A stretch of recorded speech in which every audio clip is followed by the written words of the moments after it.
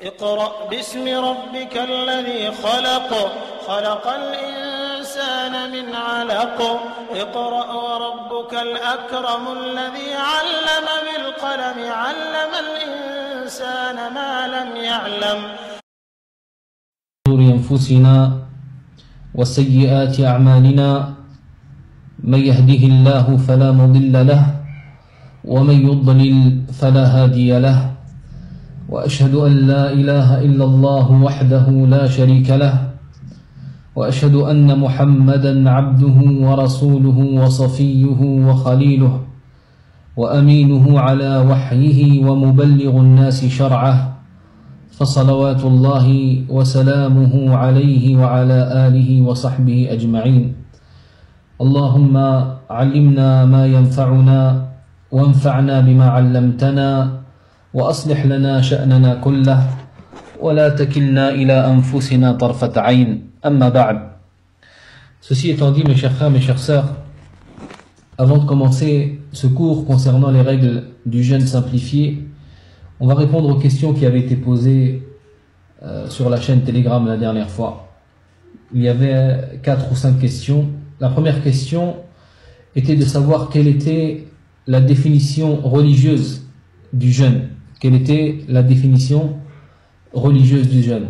Et la définition religieuse du jeûne, eh bien, c'est de s'abstenir de nourriture, de boissons et de tout ce qui annule le jeûne, en ayant l'intention, bien entendu, de jeûner à partir de la levée de l'aube jusqu'au coucher du soleil. Ceci est la définition religieuse du jeûne. La deuxième question était de combien de piliers se compose le jeûne. Combien de piliers compose le jeûne? Et la réponse était 2. 2 piliers. Le jeûne se compose de 2 piliers. Le premier pilier, c'est de s'abstenir de tout ce qui annule le jeûne. Et le deuxième pilier, c'est l'intention. C'est-à-dire que lorsque tu t'abstiens de ces choses-là, eh bien, tu as l'intention d'adorer Allah subhanahu wa ta'ala. La troisième question, quel est le jugement eh bien, du jeûne du mois du Ramadan? Le jeûne du mois du Ramadan est obligatoire. Le jeûne du mois du Ramadan est obligatoire.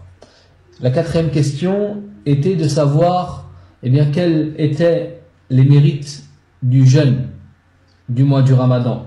On avait évoqué un mérite qui était l'expiation des péchés. L'expiation des péchés. Et la cinquième question, c'était quelles étaient les sagesses qui eh bien, découlent du jeûne. Quelles étaient les sagesses qui découlent du jeûne? Eh bien, ces sagesses, parmi celles-ci, c'est de purifier l'âme, de purifier son âme, d'abandonner cette vie d'ici-bas. Et également, le jeûne nous incite à la compassion envers les pauvres, les indigents et également les gens qui sont dans le besoin. Et sur ceci, eh bien, je rebondis en faisant un rappel à mes frères et mes sœurs de ne pas oublier justement leurs frères, leurs sœurs qui sont dans le besoin et de demander de leurs nouvelles et de demander s'ils ont eh bien, besoin d'une chose ou d'une autre. Il se peut que certaines personnes qui sont proches de nous ou certains de nos voisins ou certaines de nos connaissances aient besoin de certaines choses durant ce mois du Ramadan, surtout avec le confinement qui a fait que certaines personnes eh bien, ne travaillent plus et n'ont peut-être pas les moyens eh bien, d'acheter certaines choses. Peut-être eh bien, leur demander et savoir est-ce qu'ils auraient besoin de certaines choses et les aider dans ces choses-là. Wallahu a'lam. Bi'idhnillahi ta'ala, eh bien aujourd'hui on va voir certains points concernant justement le jeûne du mois du Ramadan. On va voir les conditions qui rendent obligatoire le jeûne du mois du Ramadan. Quelles sont les conditions qui rendent obligatoire le jeûne du mois du Ramadan? Il faut savoir que le jeûne du mois du Ramadan, comme on l'a dit, eh bien, il est obligatoire pour quiconque eh bien, remplit certaines conditions. Le jeûne du mois du Ramadan est obligatoire pour quiconque eh bien, remplit certaines conditions. La première condition, eh bien, c'est l'islam. L'islam. Il n'est pas obligatoire, hein, et le jeûne ne sera pas valide s'il est accompli par un non-musulman. Si un non-musulman accomplit le jeûne, eh bien, son jeûne ne sera pas valide. Pourquoi? Parce que, eh bien, le jeûne est une adoration. Et l'adoration n'est pas valide si elle vient ou elle émane d'un non-musulman. Par contre, s'il embrasse l'islam, eh bien, il ne sera pas imposé de rattraper ce qu'il aura manqué. Il ne lui sera pas imposé de rattraper ce qu'il aura manqué, hein, de jeûne. La deuxième condition, c'est en arabe al-boulour, c'est la puberté. Le jeûne, eh bien, n'est pas imposé à celui qui n'a pas atteint l'âge de la responsabilité religieuse. Et ceci, d'après les paroles du prophète, sallallahu alayhi wa sallam, dans le hadith qui est rapporté par Ibn Majah, qui a été authentifié par Sheikh Al-Albani, rahimahullah, le prophète sallallahu alayhi wa sallam, il a dit رفع القلم عن ثلاثة وذكر منهم الصبي حتى يحتلم. Le prophète sallallahu alayhi wa sallam a dit la plume a été levée pour 3 personnes, c'est-à-dire qu'il n'y a pas de péché inscrit à l'encontre des gens qui rentrent dans l'une de ces 3 catégories mentionnées. Et il a mentionné parmi ces 3 catégories l'enfant jusqu'à ce qu'il atteigne l'âge de la puberté. Mais le jeûne de celui qui n'est pas pubère, eh bien, il est valide s'il jeûne et qu'il fait la distinction entre le bien et le mal.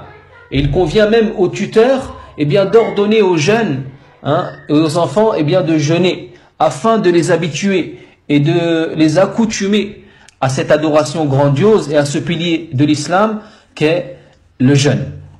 Et parmi également les conditions qui rendent obligatoire le jeûne du mois du Ramadan, il y a en arabe al-aql, la raison. Et il n'est pas obligatoire à celui qui est touché par la démence ou celui qui est touché par une déficience mentale de jeûner. Pour celui-là, eh bien, il n'est pas obligatoire. Celui qui est touché par la démence, la folie, ou qui est touché par une déficience mentale, eh bien, il n'est pas obligatoire pour lui de jeûner. D'après la parole du prophète sallallahu alayhi wa sallam, rufi'a al-qalamu an thalatha, la plume a été levée pour 3 personnes, et il a mentionné parmi eux, eh bien, le fou, al-majnoun. ذكر النبي صلى الله عليه وسلم المجنون حتى يفيق. Le prophète sallallahu alayhi wa sallam a mentionné parmi eux le fou jusqu'à ce qu'il retrouve la raison. Le fou jusqu'à ce qu'il retrouve la raison. C'est-à-dire que celui qui est fou et qui est touché de démence, celui-là, le jeûne n'est pas obligatoire pour lui. Et parmi également les conditions qui rendent obligatoire le jeûne du mois du Ramadan, il y a as-sihha en arabe, la santé. Celui qui est malade et qui ne peut supporter le jeûne, eh bien, il ne sera pas obligatoire pour lui de jeûner. Et s'il jeûne, eh bien, son jeûne sera valide, bi'idhnillahi ta'ala. Et ceci d'après la parole d'Allah subhanahu wa ta'ala, وَمَنْ كَانَ مَرِيضًا أَوْ عَلَى سَفَرٍ فَعِدَّةٌ مِّنْ أَيَّامٍ أُخَرَ. Allah Azza wa Jal nous dit dans le Coran, fi surat al-Baqarah, il nous dit, et quiconque est malade ou en voyage, alors qu'il jeûne un nombre égal d'autres jours, c'est-à-dire qu'il rattrape un nombre égal, eh bien, qu'il rattrape un nombre égal de jours qu'il a raté. Donc celui qui est malade. Et de là on voit, eh bien, qu'une des conditions qui rendent obligatoire le jeûne du mois du Ramadan, c'est la santé. Et celui qui est malade, eh bien, il n'est pas dans l'obligation de jeûner. Et également parmi les conditions qui rendent obligatoire le jeûne du mois du Ramadan, il y a en arabe al-iqama, c'est-à-dire la résidence, le fait d'être résident. C'est-à-dire que le jeûne n'est pas obligatoire pour le voyageur. Le jeûne n'est pas obligatoire pour le voyageur. Et ceci d'après la parole d'Allah Azza wa Jal, وَمَنْ كَانَ مَرِيضًا أَوْ عَلَى سَفَرٍ فَعِدَّةٌ مِّنْ أَيَّامٍ أُخَرَ. Et quiconque est malade ou en voyage, alors qu'il jeûne un nombre égal d'autres jours. Et si le voyageur, eh bien, jeûne, son jeûne sera valide, bi'idhnillahi ta'ala. Et s'il ne jeûne pas, il lui sera alors obligatoire de rattraper les jours qu'il n'a pas jeûné durant son voyage à un autre moment de l'année. Et également, parmi les causes ou parmi les conditions qui rendent obligatoire le jeûne du mois du Ramadan, al-khulu min al-hayd wa al-nifas, c'est-à-dire l'absence pour la femme, l'absence des menstrues et des lochis. C'est-à-dire la femme qui a ses menstrues ou ses lochis n'est pas dans l'obligation de jeûner. Au contraire, il lui est interdit de jeûner. La femme qui a ses menstrues ou ses lochis, il lui sera interdit de jeûner. D'après la parole du prophète sallallahu alayhi wa sallam, alaysa idha hadat lam tusalli wa lam tasum fadhalika min nuqsani diniha. Le prophète sallallahu alayhi wa sallam a dit, n'est-il pas vrai que quand elles ont leur menstru, les femmes cessent de prier et de jeûner? Ensuite il dit, cela est dû à la déficience de leur religion.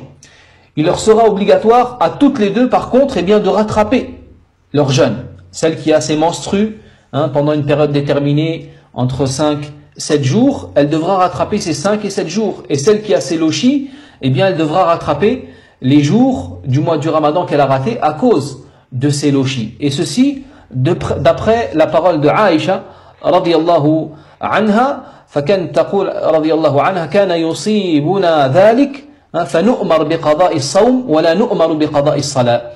Elle disait radiyallahu anha, à l'époque, c'est-à-dire à l'époque du prophète sallallahu alayhi wa sallam, cela nous arrivait, c'est-à-dire d'avoir nos menstrues et nos lochis, et on nous ordonnait de rattraper le jeûne et on ne nous ordonnait pas de rattraper la prière. De là on voit que la femme qui a ses menstrues ou celle qui a ses lochis, elle doit obligatoirement rattraper ces jours non jeûnés, les jours du mois du Ramadan non jeûnés.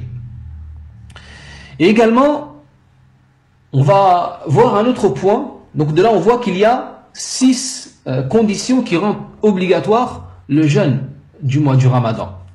Et également il y a un autre point qui est intéressant de voir, c'est comment constater l'entrée et la fin du mois du Ramadan. L'entrée du mois du Ramadan, mes chers frères, mes chères sœurs, elle est déterminée avec la vision du croissant de lune, en constatant par soi-même ou par le témoignage d'autrui, ou en étant informé de cela. Si un musulman équitable, digne de confiance, témoigne de la vision du croissant de lune du mois du Ramadan, alors l'entrée de ce mois sera avérée par ce témoignage. D'après la parole d'Allah subhanahu wa ta'ala, qui dit فَمَنْ شَهِدَ مِنْكُمُ الشَّهْرَ فَلْيَصُمْ. Et donc quiconque témoigne de ce mois, qu'il jeûne. Quiconque témoigne de ce mois, qu'il jeûne. Et d'après la parole dans le hadith d'Ibn Umar radiyallahu anhuma, où est-ce qu'il dit que j'ai informé le messager d'Allah sallallahu alayhi wa sallam que je l'ai vu, c'est-à-dire qu'il a vu le croissant de lune. Dès lors, il s'est mis à jeûner et en a ordonné l'ordre aux gens. Et si le croissant de lune, mes chers frères, mes chères sœurs, n'est pas visionné et qu'aucun musulman équitable et digne de confiance ne témoigne de sa vision, alors il sera obligatoire de compléter les 30 jours du mois de Sha'ban. Et la détermination de l'entrée du mois de Ramadan ne pourra être constatée que par ces deux points-là. La vision du croissant ou compléter les 30 jours du mois de Sha'ban. Soit on voit le croissant et on jeûne la journée du lendemain, ou soit on complète 30 jours et comme dans les mois du calendrier hégirien il n'y a pas plus de 30 jours, on sera dans l'obligation le lendemain du 30e jour du mois de Sha'ban de jeûner. D'après la parole du prophète sallallahu alayhi wa sallam, idha ra'aytumuhu fasumu, jeûner à sa vision, c'est-à-dire que si vous voyez le croissant de lune du mois de Ramadan, la 29e nuit de Sha'ban, alors jeûnez le lendemain et rompez à sa vision. Et rompez à sa vision. C'est-à-dire que si vous voyez, c'est-à-dire que après avoir jeûné 29 jours de Ramadan, si vous voyez le croissant de lune de Shawwal, alors rompez le jeûne le lendemain, qui sera le jour de l'Eid. Sinon, jeûnez 30 jours. Et si vous êtes empêché par des nuages, alors complétez le nombre de jours de Sha'ban 30 jours. C'est-à-dire que si vous n'avez pas vu la lune durant la 29e nuit de Sha'ban, alors complétez le mois de Sha'ban à 30 jours et jeûnez le premier jour de Ramadan le jour suivant, comme c'est rapporté par le Bukhari et Muslim. Et la fin du mois du Ramadan donc est déterminée également avec la vision du croissant de lune du mois de Shawwal, dont témoigneront deux musulmans équitables dignes de confiance, Si deux musulmans équitables et dignes de confiance ne témoignent pas l'avoir vu, il sera alors obligatoire de compléter le mois du Ramadan à 30 jours. Et il y a aussi une question qui est importante ici à soulever, c'est l'intention. L'intention du jeûne et son jugement. Et ça, c'est une question qui est primordiale concernant le jeûne du mois du Ramadan.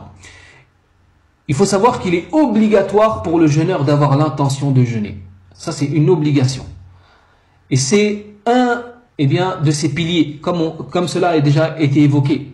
C'est un pilier d'avoir l'intention de jeûner le mois du Ramadan. Et ceci, d'après la parole du prophète, sallallahu alayhi wa sallam, innama al-a'malu bin-niyyat wa innama likulli imri'in ma nawa. Les actions n'ont lieu que par les intentions et la personne obtient comme récompense ce qu'elle a eu comme intention. Et l'intention, quand est-ce qu'elle doit être formulée et quand est-ce qu'elle doit être faite? L'intention de jeûner le mois du Ramadan, elle doit être faite durant la nuit qui précède la journée du jeûne obligatoire. C'est-à-dire durant la nuit, si tu veux avoir l'intention de jeûner le lendemain par exemple, du mois du Ramadan, demain, eh bien après le Maghrib, entre le Maghrib et le Subh, tu dois avoir cette intention de jeûner pour le lendemain. C'est comme ça que tu dois avoir l'intention. L'intention, elle doit être faite durant la nuit qui précède la journée du jeûne obligatoire. Tel que le jeûne du mois du Ramadan, ou l'expiation, ou le rattrapage d'un jour de jeûne, ou les serments pieux. Ne serait-ce qu'une seule minute avant l'aube. Et ceci d'après la parole du prophète, sallallahu alayhi wa sallam, qui dit, celui qui n'a pas eu l'intention de jeûner avant l'aube, il n'y a pas de jeûne pour lui. Celui qui n'a pas eu l'intention de jeûner avant l'aube, il n'y a pas de jeûne pour lui. Man lam yubayyit as-siyam qabla al-fajr fala siyama lah. Celui qui n'a pas eu l'intention de jeûner avant l'aube pour les jeûnes obligatoires. Comme le Ramadan, on a dit l'expiation, le rattrapage d'un jour de jeûne ou les serments pieux. Celui qui n'a pas eu l'intention de jeûner avant l'aube, il n'y a pas de jeûne pour lui, comme c'est rapporté par Abu Daoud et a été authentifié par Cheikh Al-Albani, rahimahullah. Celui qui a l'intention de jeûner durant la journée, alors qu'il n'a rien mangé, cela ne sera pas valable pour un jeûne obligatoire. Si par exemple tu n'as pas mangé, et que c'est un jeûne obligatoire et que tu n'as pas fait l'intention durant la nuit, mais tu l'as fait durant la journée, ton jeûne ne sera pas valable, sauf si c'est un jeûne surrogatoire. Il est permis dans ce cas de mettre l'intention durant la journée, durant le jeûne surrogatoire, qui n'est pas obligatoire. Par exemple le lundi et le jeudi. Tu te lèves, tu n'as pas mangé, et tu as envie de continuer la journée de jeûne. Dans ces cas-là, il te sera permis. Mais pour l'obligatoire, pour le Ramadan par exemple, tu dois avoir l'intention durant la nuit précédente. Durant la nuit précédente. Voyez? Et ceci, pour le jeûne surrogatoire, on a une preuve, c'est le hadith de Aïcha radiyallahu anha, qu'un jour que le prophète sallallahu alayhi wa sallam entra chez elle dans la matinée et il lui a dit, avez-vous quelque chose à manger? Alors elle a dit non. Et il répliqua alors, alayhi salatu wassalam, donc je jeûne aujourd'hui. Ça c'est pour le jeûne surrogatoire, qui n'est pas obligatoire. Mais pour le jeûne obligatoire, tu dois avoir l'intention de jeûner, la nuit précédente. Le jeûne obligatoire, il ne sera valide que si l'intention est faite, la nuit précédente. Le jeûne obligatoire, il ne sera pas valide si l'intention est faite durant la journée. Il faut absolument mettre l'intention durant la nuit. Et une seule intention suffit au début du Ramadan pour le mois entier. C'est-à-dire que si au début du Ramadan, tu mets l'intention de jeûner pour tout le mois entier, ça suffira. Et il est également recommandé de renouveler chaque jour son intention. Et certains savants, ils disent que lorsque tu manges, lors du sahur, lors du petit repas que tu fais avant al-fajr, avant l'aube, ceci est considéré comme une intention, puisque tu le prends pour jeûner et pour te préparer à jeûner le reste de la journée. On va s'arrêter là, bi'idhnillahi ta'ala. On va juste voir les points importants à retenir.